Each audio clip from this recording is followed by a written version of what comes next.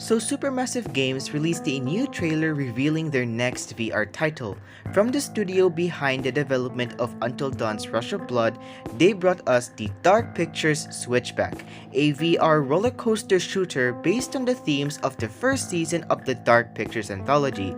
For your information, I actually never played Rush of Blood myself because I don't have a VR set unfortunately, but I'm glad that the Dark Pictures is getting the same treatment, and also this game looks really amazing.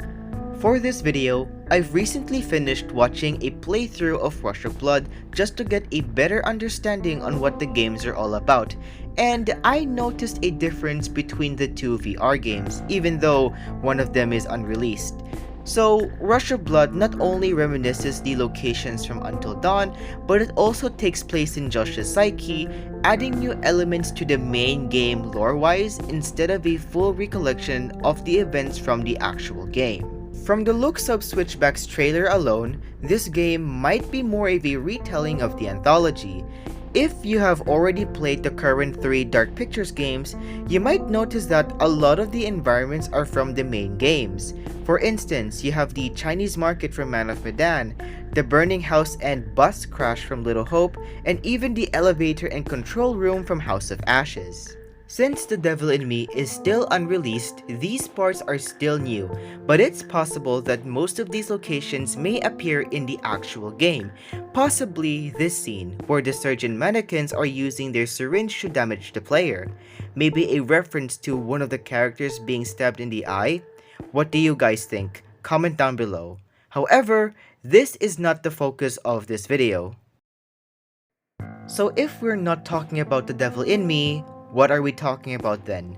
Well, something caught my attention when analyzing the Switchback trailer.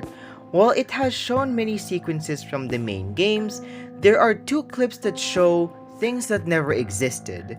Not to mention that the YouTube thumbnail shows 2 new characters.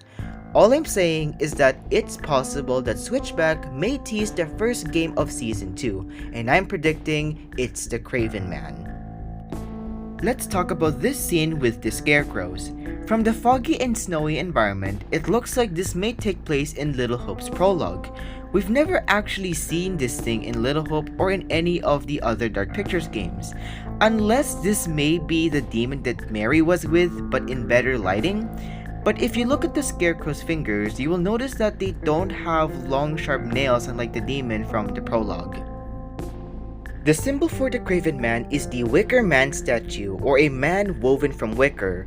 Although, traditional scarecrows, which is what this fellow is probably based on, aren't necessarily made with wicker.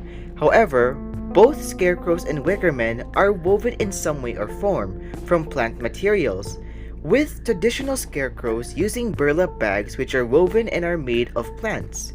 Could this be our possible threat in the next game, or is it just an exclusive OC? Because apparently I missed the fact that this game is advertised to be an original story. But anyways, what do you guys think? And finally, let's talk about this mysterious character that we have never seen before. The character is too far to see the model, but everyone seems to agree that it's Taylor's. Again, the background looks like something from Little Hope, specifically the playground. You can see a seesaw on the right and a swing on the left. This could have just been a recreation of Taylor, but why do that when they could just use the actual model just like the others? I theorize that this may be a tease to a possible new character in the next game. Also, I find this person's clothing to be too formal to be Taylor's. She's wearing a gray blouse and a black tuxedo. This unknown character may be the same woman from the thumbnail with their short pixie haircuts, and she could also be the voice that we hear in the end of the trailer intimidating the player. Someone is coming to help you. I find the music choice for this trailer to be an interesting pick, with the first lines of the song being about someone that is imprisoned in chains but wasn't enough to stop them.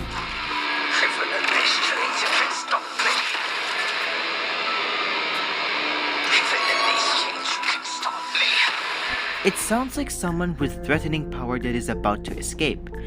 It was theorized that the Curator may have a higher up influencing his decisions. This is because of his minimal appearance in House of Ashes, unlike his playful and more helpful nature in previous games. The Curator is intimidated by someone or something. Could she be the threat that the Curator is daunted by? So that's it for today's theory, everyone. I'll make sure that I finish my finale video before we can get even closer to the release date of The Devil in Me. I'm still in the process of scripting it, but I'll make sure that I upload it as soon as I finish. So anyways guys, thanks for watching. Be sure to leave a like, subscribe to the channel, and follow me on Twitter at artisanal_egg. See you all in the finale.